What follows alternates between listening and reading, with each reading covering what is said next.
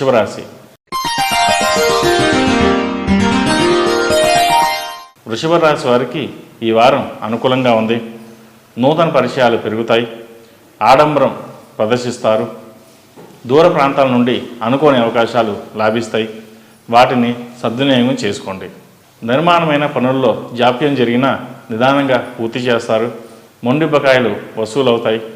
ప్రయాణాలు అనుకూలిస్తాయి. సోదరులతో ఏర్పడిన దీర్ఘకాలిక వివాదాలు పరిష్కారమవుతాయి. నిరుద్యోగులైన విద్యావంతులకు కార్యసిద్ధి సిద్ధిస్తుంది. మంచి ఉద్యోగం లభిస్తుంది. ఈ వారం భాగస్వామి వ్యాపారాల్లో శ్రమించిన వాళ్ళ గురించి ఆలోచించాలి. అన్ని బాధ్యతలు మీరే వహించవలసి వస్తుంది. వారి సహకారం మీకు ఎంతవరకు ఉపయోగపడుతుందో ఆలోచించి నిర్ణయాలు తీసుకోండి.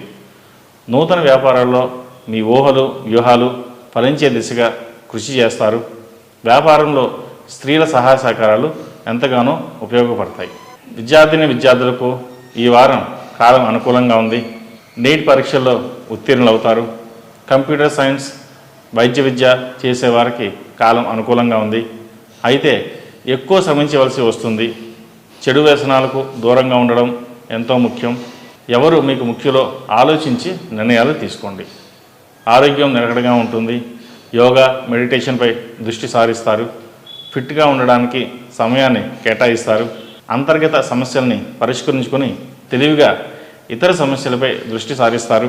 కొన్ని ఆస్తులు అమ్మి వాటితో వచ్చే డబ్బుతో వేరే విలువైన ఆస్తులు కొనుగోలు చేస్తారు.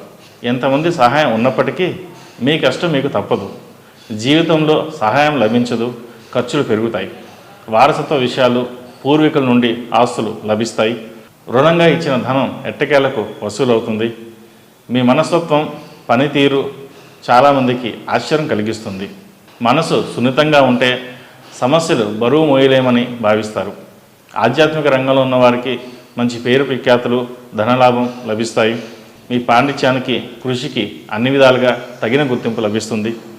ఈ రాశివారు మంగళవారం మరియు శనివారం నాడు హనుమాన్ వృత్తులతో దీపారాధన చేయడం శ్రేయస్కరం. ఈ రాశిలో జన్మించిన వారికి కలిసొచ్చే సంఖ్య నంబర్ 4, కలిసొచ్చే దిక్కు తూర్పు, కలిసొచ్చే రంగు తెలుపు. తదుపరి మిథున రాశి.